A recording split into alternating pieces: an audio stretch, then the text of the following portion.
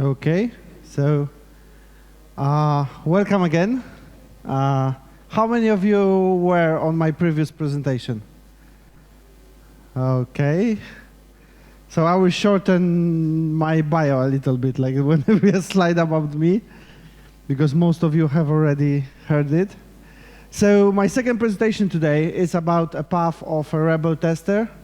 So how many of you have seen a situation when there's like a discussion and tester has a totally opposite point of view that the rest of the team?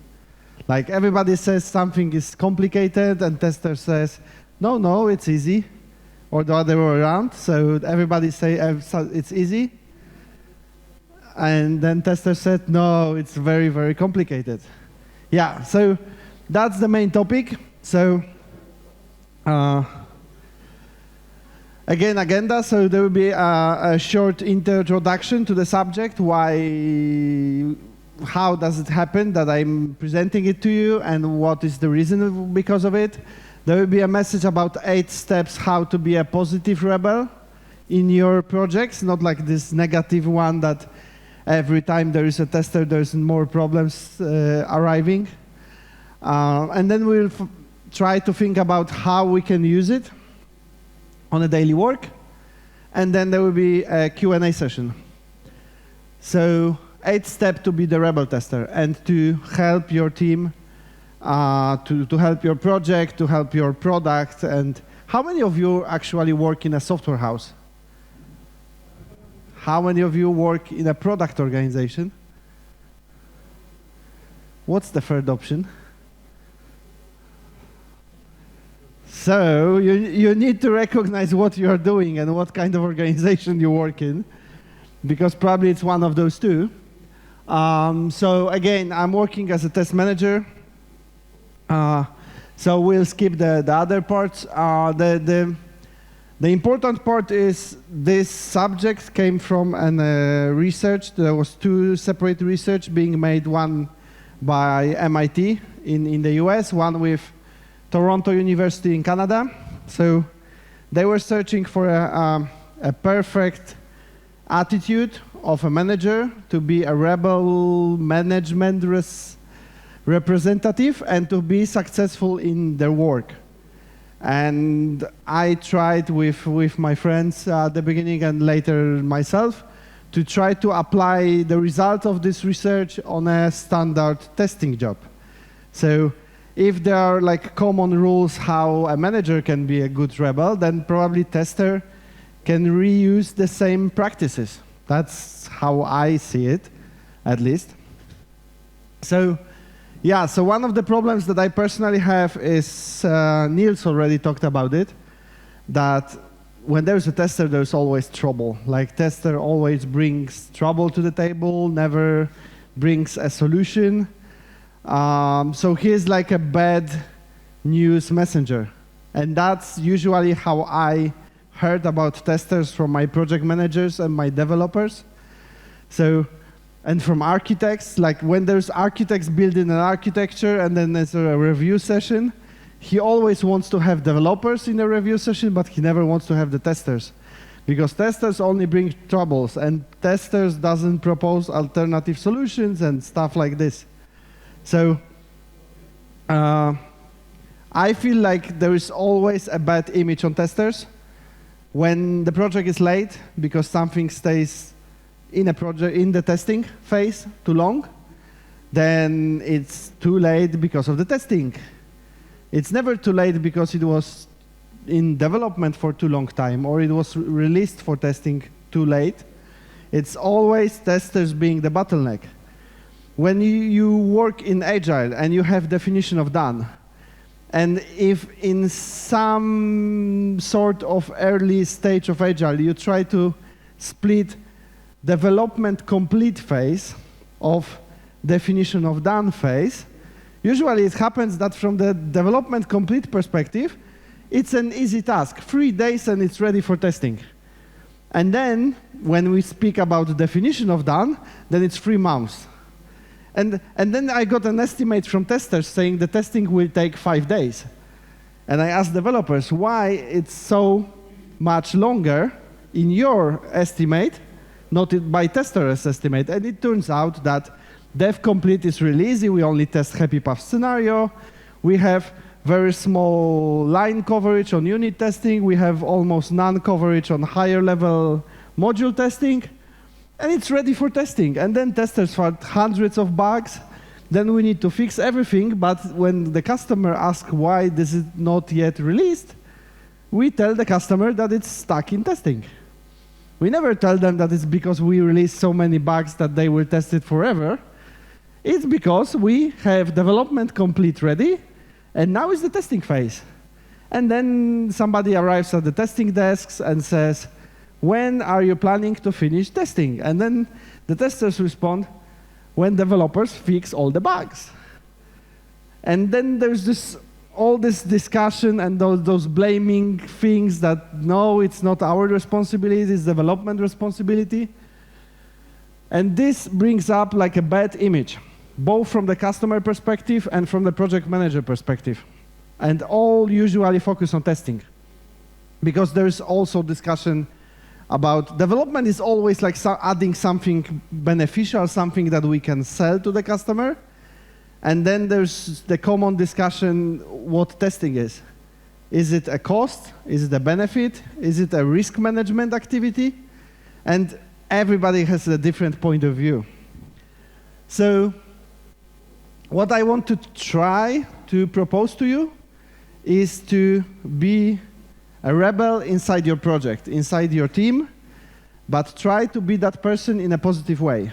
Try to use the way of living as a rebel in a positive approach that they will not tell you that they don't want testers on your meetings or any other activities, but they will promote you and say, just invite those testers, this tester or the other, because they are very efficient on what they do. They ask the correct questions. They can moderate the discussion in a correct way, and they can give you better results out of a meeting, for example. So one of the first things that I would suggest is to be open for searching new things. I personally feel like testers should be always open to break out from the tasks that they do on daily basis. So I think that that was the reason for test automation, for example, just because manual testing is boring. So when I run one scenario once, second time, third time, and I do it day by day by day, each tester will find out a way to automate it, just to not do it a day and again. And that gives you the space to try to search for new stuff. And then when you seek out for the new stuff, it don't have to necessarily be always testing related. How many of you are reading blogs? How many of you are reading articles, like some sort of RSS feed or something like this?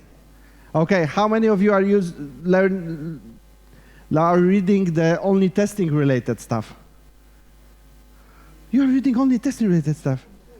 You're not using like Medium or something like this. Okay, so here's an exception. He was the only one who raised his hand, so that's a good thing. But I think that I really like testers who try to get out of the box. Like they try to read about the business, how the customer works, or what's affecting the customers. They try to read about the project management stuff and maybe what is the perspective of project manager on a project. They try to understand developers, how review works, like code review, and then how is the connection of all the activities that happens inside development before something is released for testing. And if you got that open mind for a new knowledge, then always during discussions and during workshops, brainstorming sessions, you will keep that open mind for new ideas, new approaches. Sometimes when you think about how to automate some tests, it might be the developers who have the best idea how to do it, because they know a lot of practices in producing code, and then they can give you a path how to try to do it, how how to do it effectively and how to do it with a lower investment. Many companies are moving whole test automation to developers just because the level of efficiency that they have in automating those tests. Sometimes you use the same coding language and you have the same design patterns for the code of automated tests. And it's really easy for the developers to do it. And then testers can do something else. And they need to have the open mind to just find those new places where is the best fit for them. Another thing is you need to encourage like a constructive dissent. Like you need to encourage people to try to argue with themselves, but in a constructive way.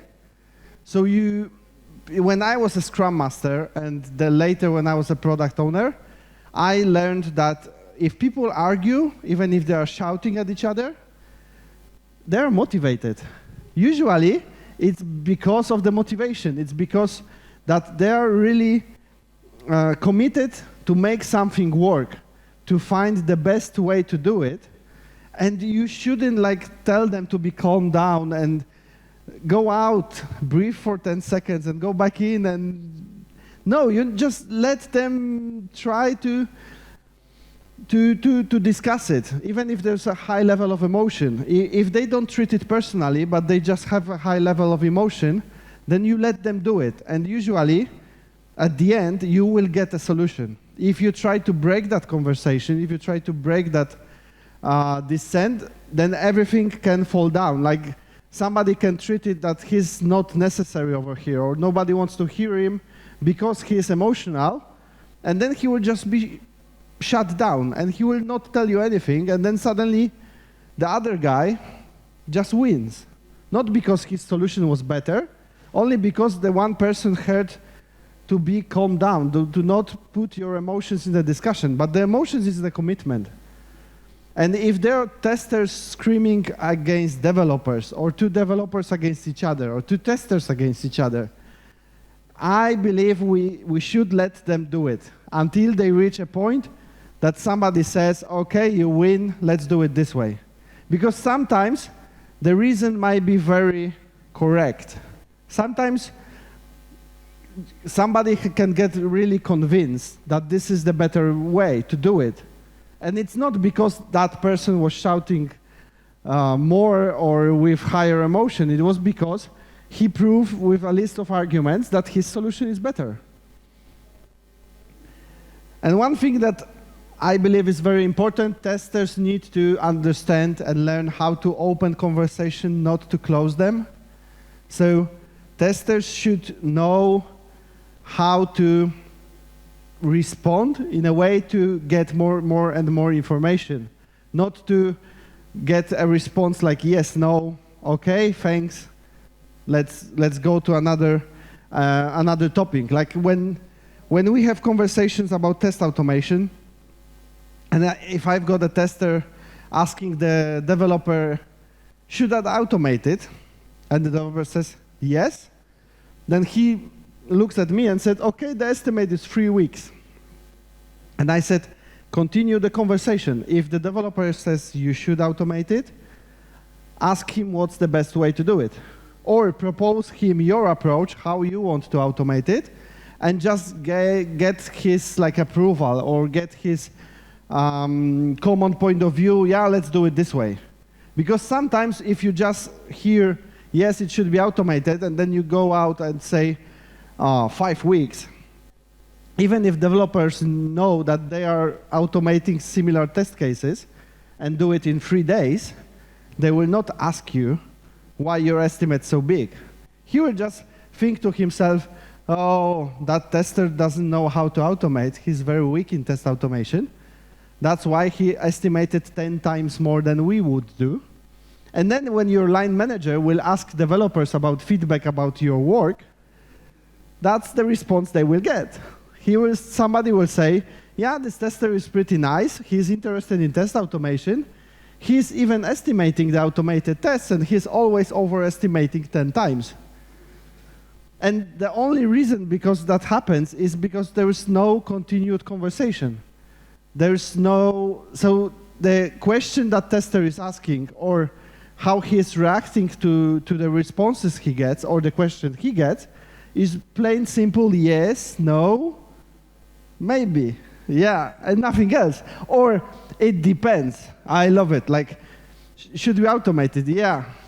How we should do it? It depends. Okay. I find a way to do it. Close the conversation. You need to put full sentences. You need to be brave enough to put all the things you have in your mind and tell them to your team. There has to be a level of trust. There has to be a level of honesty and open conversation just to continue the discussion, to have an effective meeting, not like a meeting planned for 1 hour, finished after 15 minutes, and then everybody goes for coffee because we got 45 minutes left. We can work-log them in Jira because the meeting was for 1 hour, and we can spend 40 minutes playing FIFA in the kitchen. That's the worst way to use that time. Does it work? Yeah. Yeah, and the fourth thing, as I already started, is to reveal yourself. So every things you have in your mind, every doubts you have, every problems you are facing, you need to be honest about them, and you need to be ready to speak about them. So you need to present before your team, before your other testers or developers, what do you feel are your strengths? So you, in the areas when you feel you are strong, you should be open to propose your own solution and discuss about solutions. But you need to be open about your weaknesses. You need to be ready to sometimes say, I have no idea how to automate it, but maybe developers have automated the same scenario on a unit test level or module level and can suggest us which framework we should use, maybe which language we should use, or how to approach something like this. I feel like I've seen a lot of conversations happen between testers and developers when they moved from testing web UI to, for example, testing microservices or APIs. And then suddenly all the estimates went 10 times higher because there's no UI behind it. And never ever testers ask developers how they test APIs. And at the end, after a year or 2 years, it happens that suddenly testers are using the same tools as developers. Suddenly the SOAP UI or Postman or stuff like this is being used by both sides, but they never speak with each other. There was never a tester saying, I have no idea how to work with this. In my current project where I work, there was a build testing team out of the Python testers. So they are experts in automating everything in Python. But the whole project is happening in C++. And it turns out during the preparation of testing that the test automation has to be implemented also in C++. And the funny thing that happened was that the testers, together with their line manager, they booked a training, like outside training, from an external company, how to be a good C++ developer. So they've got the whole 3-day session about how to implement different stuff in C++, and then 2 days in implementing tests in Google Test Framework. And when I arrived to that project, the first question that I asked was to go to the developers and ask them, what technology are you using for implementation? And it turns out it's the same version of C++. So then I asked them, what framework do you use for unit testing and module testing? And surprise, they use Google Test Framework. And funny thing happened that the whole team of 10 testers were trained by external company for a large amount of money on things that every developer inside their project was using on a daily basis. And because of no discussion happening between them, and testers never told developers that they are pretty new to C++ and they are focused on Python, there was never a conversation about what's the problem, what really is the problem, what kind of training testers need, and if developers have the knowledge to use it. So the first thing that I've got with my team was we've got 3 development teams and 1 testing team.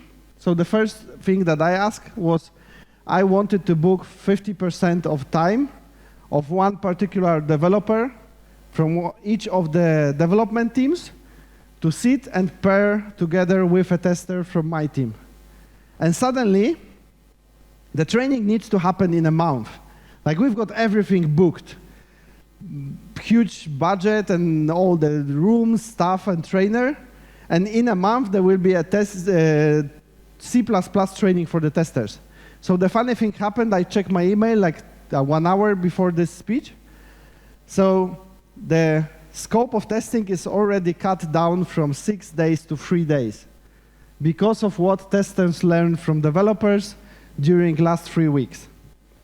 Probably in a month time, when there will be the trainer arriving and discussing the scope of the training, they will cut down even more because they will learn together with development, because they now have the level of trust that they feel comfortable with saying, I have no idea how to do it. Can you just sit together with me? Can we implement negative test case scenario in C++? Because I don't understand what it means in C++, that this is undefined behavior, for example. Another step that I think is important, at least for those of you who work in software houses, is to learn fast and forget easily. I worked most of my career in software houses. I spent a lot of time in doing pre-sales, discussions with customers, test estimations. Sometimes I was also the test leader or test manager inside the delivery of the project. But things that are very, very important is when you start in a new project, you need to master the domain very quickly. So if you go to test automotive testing, you need to understand the processes, the standards, and all that stuff that happens behind it. If you go to web applications, you need to understand the domain. If you are testing e-commerce web shops, you need to understand how the business works. What are the main areas that you need to focus during the testing? If, for example, you will test the whole catalog of products in a web shop, and it works perfectly, but any customer couldn't check out and pay for what he's buying, then even if you cover 80% of functionalities, it's useless from the business perspective. If the catalog is unstable, but every time the checkout process works well, that's the biggest benefit for the business perspective. So you need to master the fundamentals of the domain from the technological perspective and the business perspective. You need to understand the business, where they're earning money, how to help them to be more efficient in earning, and then you can use that money that your customer earns or your company earns to find a new way to help them or to use it on trainings or use it on any other activities. You need to understand project constraints, and you need to understand the restrictions. Because sometimes you go to a conference like this one, and you will see and hear like hundreds of new ideas, how you can do many things in a different way.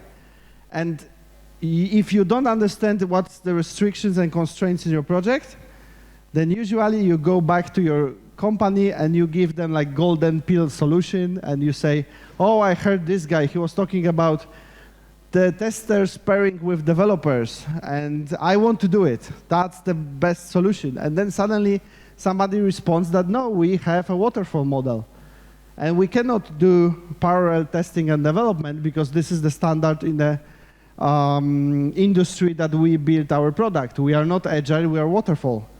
And it's easier if you understand it in advance, because then you will not propose solution that is not achievable in your project, in your company.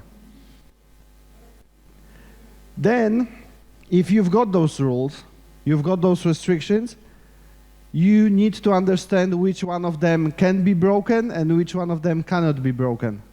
Because sometimes the standard is saying that it should be waterfall model, But when you move from a plain waterfall on whole product level to small iterations, then it suddenly works.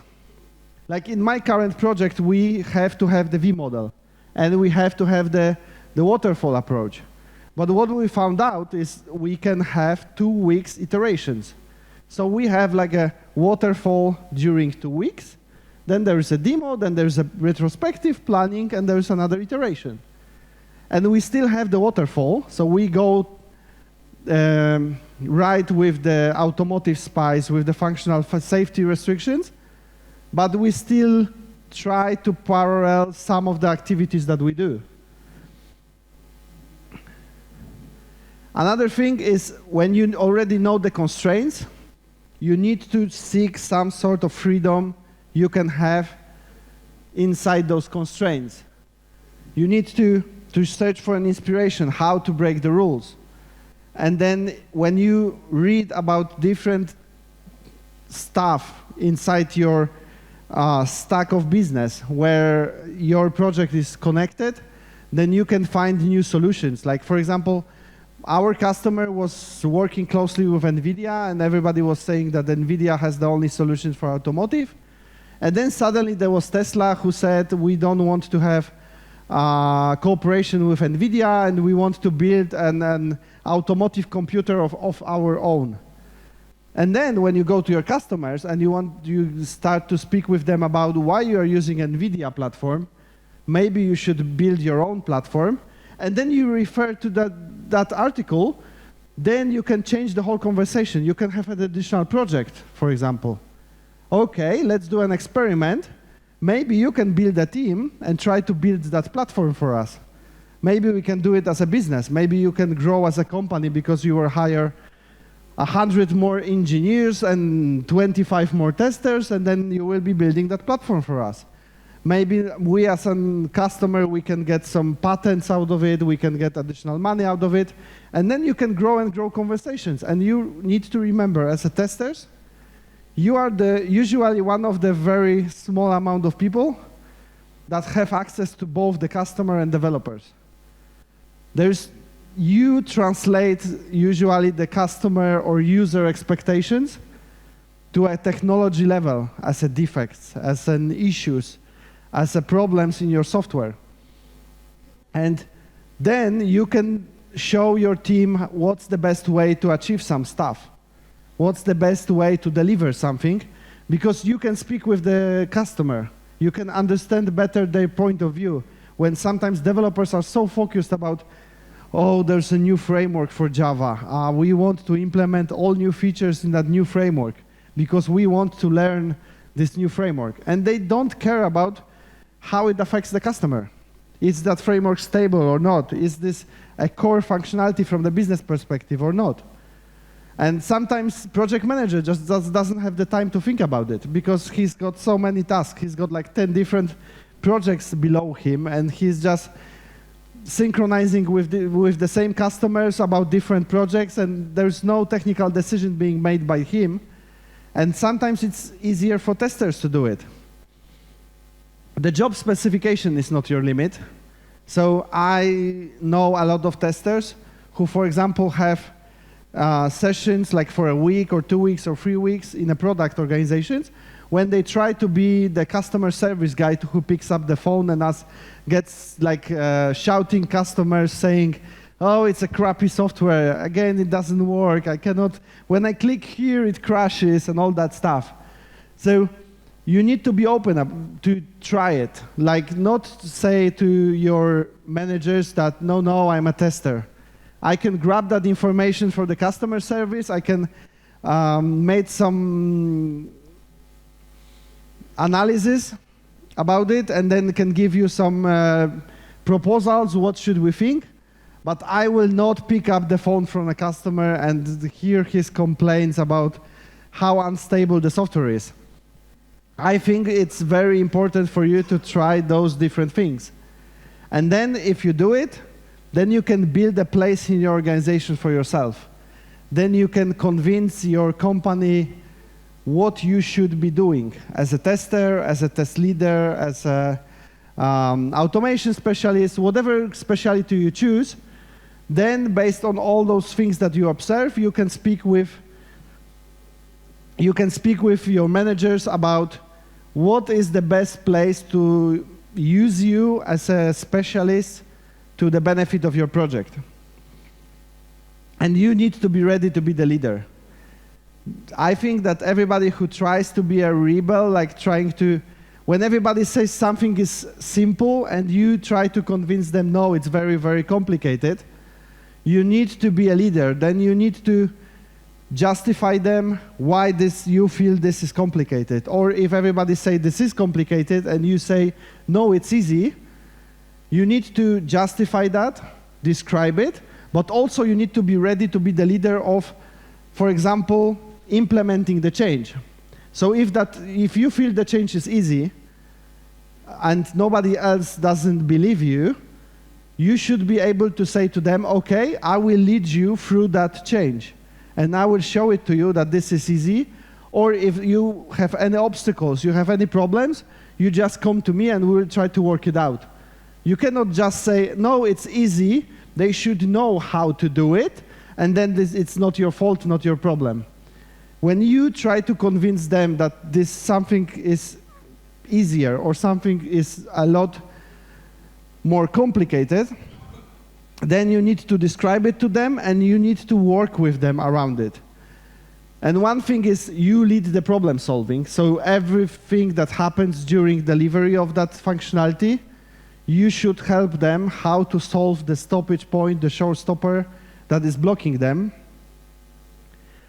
And the two biggest benefits you can get out of it is you will build your position in your organization, you will build your position within the team.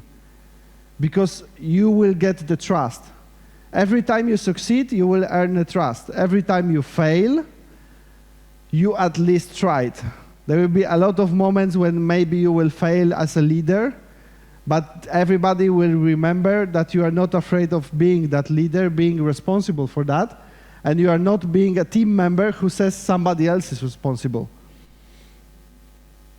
And every time something happens, which is like a good thing, you need to foster that. It's very important when during a meeting or during some conversation over Slack or during some even kitchen conversation, when something happens, like blowing your mind, like somebody has a wonderful idea, you need to collect that and you need to share it among your team. You need to prize the owner of that solutions. You need to show them that you collect all of those proposals and then you can justify the best of them. And then you don't take it as your own, but you try to share with your company. This guy was perfect. I had a problem, he proposed me a solution, he delivered that solution, and it was very, very nice solve to my problem. Then this will help you also to get your position, because there will be nobody afraid to show their ideas in front of you, because you will not grab them from their hands, but you will push that idea further, and you will say, he's the author. He is this great engineer or developer who solved our whole CI system, or proposed alternative approach to the test automation, or whatever it will be. And one thing that I believe is important, you need to be good in time management. Because if you will be that person who will try to be the leader, to be moderator at the meetings between customers and technology team, to propose the solution, to be responsible for delivery of those solutions or the problem solving, you will be very, very important person for every meeting that happens. So the more effective you get, the more different approaches you propose, different ideas you have, then the more and more people will want to have you at their meetings. So if there will be, for example, set of meetings where there's supposed to be a tester representative, there will be more and more groups wanting to have you as a tester representative, not other testers. And then it will be a moment when you will have to have a good time management to understand which meetings you want to go to and which meetings you don't want to go to. And if you connect this with my previous talk, when I told you about knowing your limits, about cutting the not important projects easily, that thing will happen. Like my usual day is like 7 hours of meeting invitations and 1 hour sitting by my desks. And usually I still have to cut half of the meetings that I'm invited to. Sometimes at the end of the day, I'm just running across the whole office and searching for my laptop, because somewhere in the morning I left my laptop and went to the other meetings without it, with only my notes. And I didn't need my laptop for the most of the day and don't know where it's lying.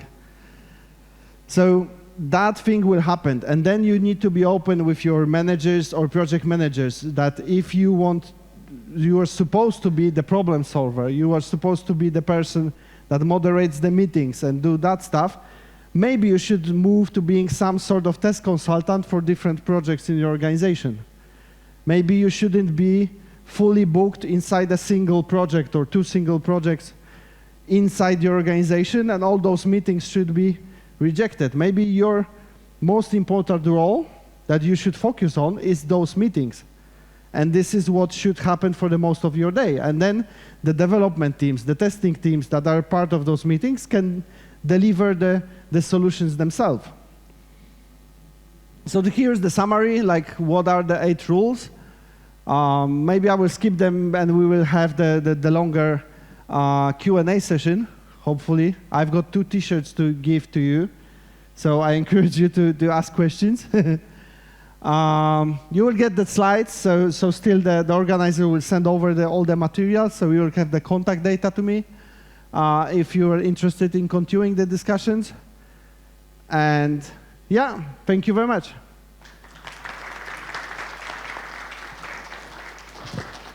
Who's got a question?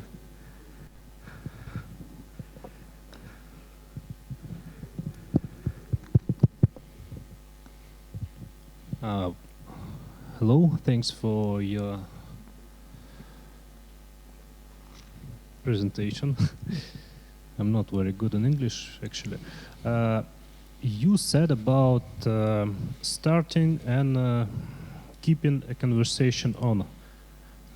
So, what is the technique you use, maybe you can say, to not make people think that you just want to make their authority less? Yeah, okay. Using this. So one of the things that I usually do is I try to be moderator at those meetings. So then I have the control. So I ask the people in the room to speak with each other, so they can argue, they can shout, they can do anything they want.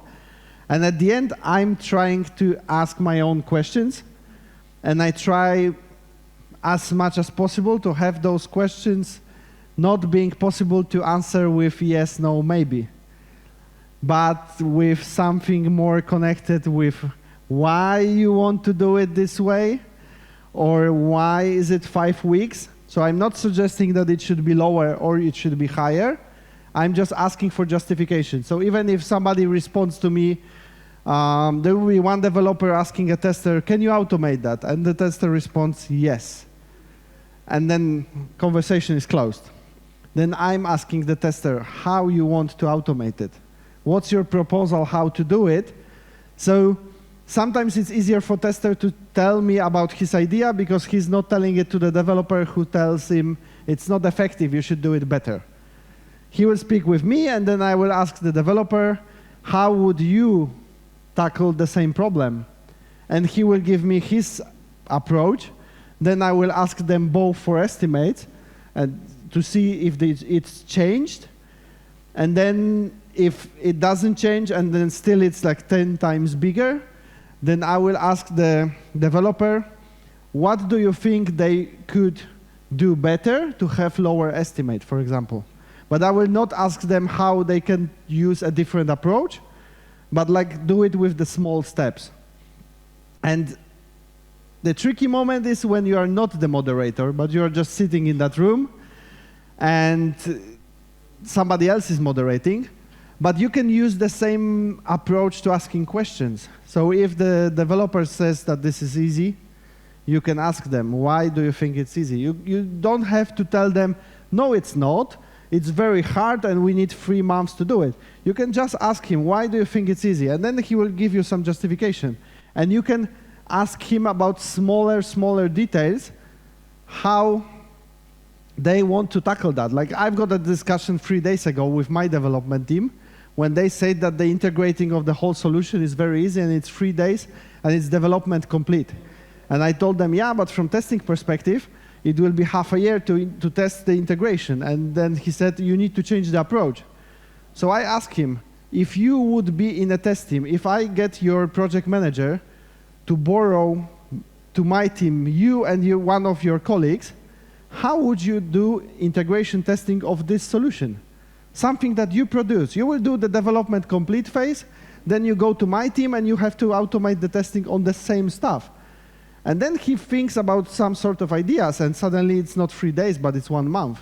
Maybe it's still not 3, but it's 1 month because he changed his perspective. And you need to ask those questions that opens the mind and ask those people to see the same stuff but from the opposite direction. And then usually they will not respond with yes or no. They will respond with some description. Okay? So we don't have much time. Okay. Sorry, So but we cannot speak during the breaks or tomorrow. I am available for the... Thank you very much.